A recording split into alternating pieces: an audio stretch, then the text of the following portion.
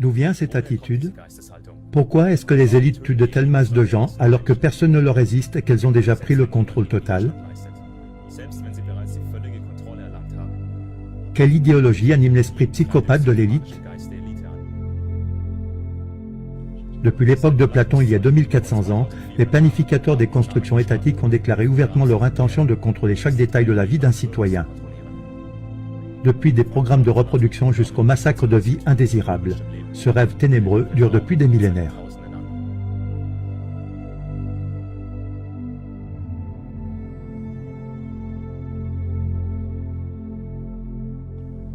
La justification scientifique de la tyrannie a toujours attiré les élites, parce qu'elle fournit un prétexte qui les arrange pour traiter les hommes plus mal que les animaux.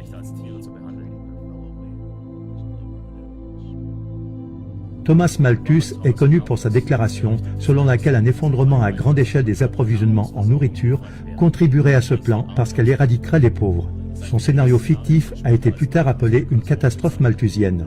Malthus est important parce que ses idées ont mené à la montée d'un nouveau domaine de la science qui a finalement façonné le cours de l'histoire humaine pendant plus de 200 ans. Charles Darwin, un admirateur du concept de la catastrophe malthusienne, a développé la théorie de l'évolution. L'un des grands principes était la survie des plus forts.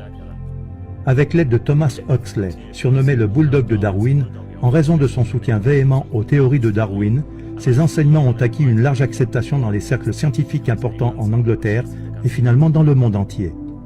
À partir de la théorie de l'évolution de Darwin, avec des principes sociaux appliqués au darwinisme social, Francis Galton, le cousin de Darwin, qui porte le titre de père de l'eugénisme, a vu une opportunité pour le progrès de l'humanité.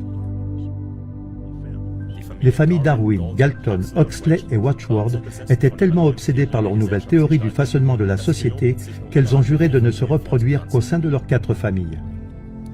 Ils ont prédit à tort qu'ils ne créeraient que quelques générations de surhommes.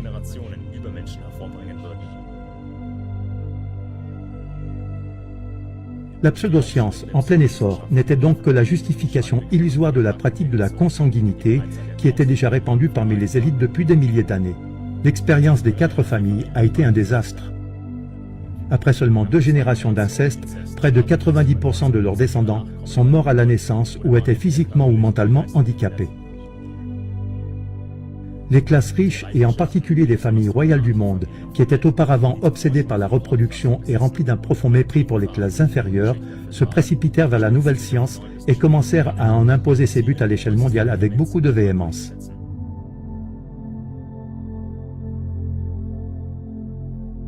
La biométrie donne l'apparence d'une nouvelle science.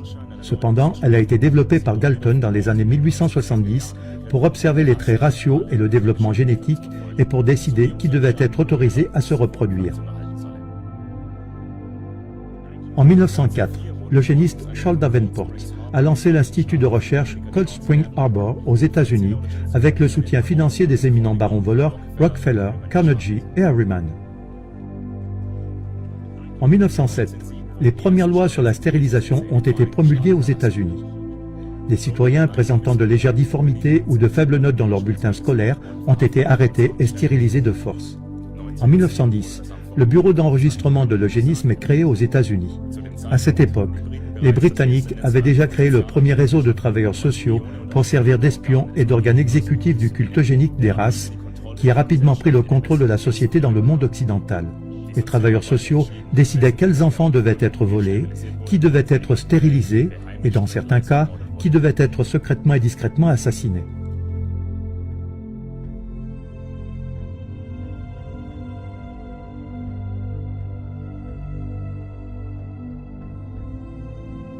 En 1911, la famille Rockefeller exporte l'eugénisme en Allemagne en finançant l'Institut Kaiser Wilhelm, qui deviendra plus tard un pilier important du Troisième Reich.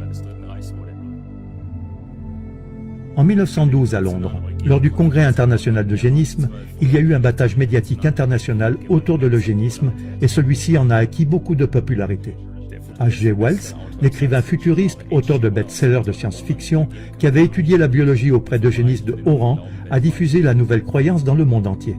En 1916, Margaret Sanger, la maîtresse de H.G. Wells, a commencé à recruter des eugénistes aux États-Unis. En 1923, Margaret Sanger a reçu un soutien financier considérable de la famille Rockefeller.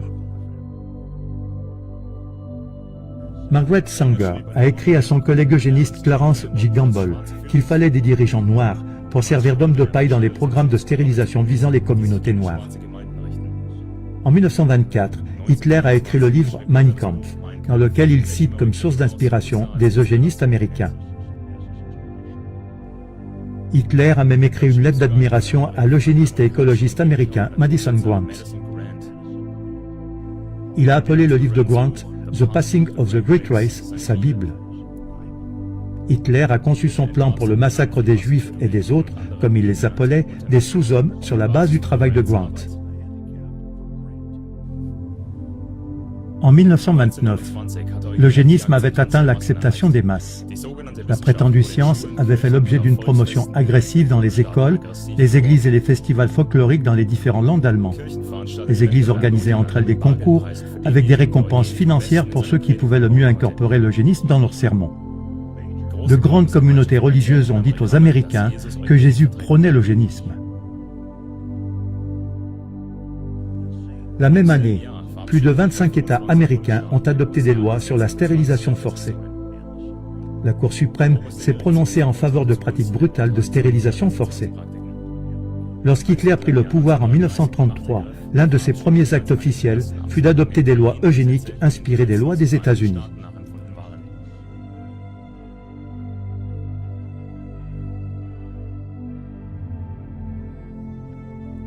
En 1936, l'Allemagne était en tête dans le domaine de l'eugénisme.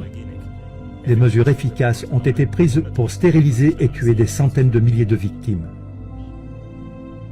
Les 3 eugénistes américains les plus importants, Davenport, Laughlin et Gott, furent envoyés par les Rockefeller en Allemagne, où ils conseillèrent les nazis sur la manière de différencier le système d'extermination. Avec le soutien actif des États-Unis et de l'Angleterre, l'Allemagne avait franchi toutes les frontières. Des millions de personnes ont perdu la vie. Après la fin de la guerre, les Alliés ont épargné toutes les conséquences pénales de leurs crimes aux scientifiques nazis qui avaient torturé à mort des milliers de personnes. Le programme nazi d'eugénisme a mis l'élite dans l'embarras. Cependant, cette dernière n'avait pas l'intention d'arrêter leur plan. Les puissances alliées se sont battues pour obtenir les scientifiques nazis eugénistes de haut rang. Peu importe que les médecins SS aient torturé à mort des dizaines de milliers de personnes, ils ont tout simplement été libérés.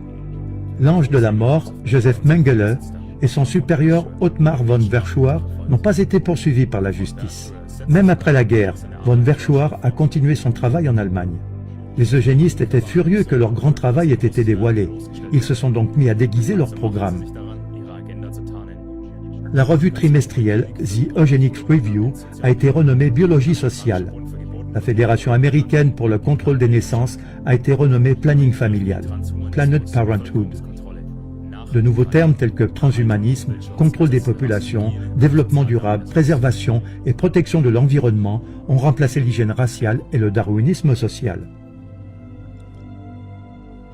Dans le passé, de nombreux eugénistes étaient de leur propre initiative actifs dans le domaine scientifique du crypto-eugénisme. Ils ont délibérément dissimulé leur vue sur l'eugénisme et sont devenus des anthropologues, des biologistes et des généticiens très respectés dans l'après-guerre.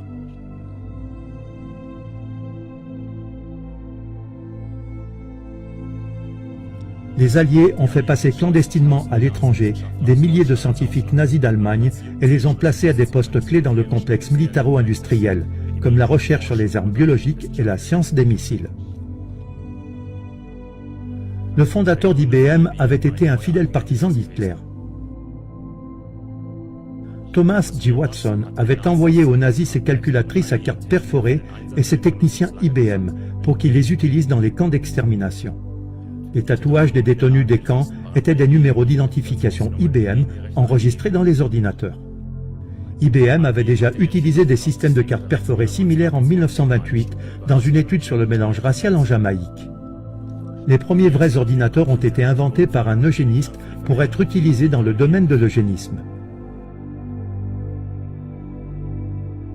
Julian Huxley, un haut fonctionnaire des Nations Unies et un eugéniste impénitent, a soutenu que les mouvements environnementaux et de préservation lancés par les principaux eugénistes devaient être utilisés pour véhiculer l'idée de la création d'un gouvernement mondial. Selon la vision de H.G. Wells, ce gouvernement devait être contrôlé par une dictature scientifique et caractérisée par les principes de l'eugénisme.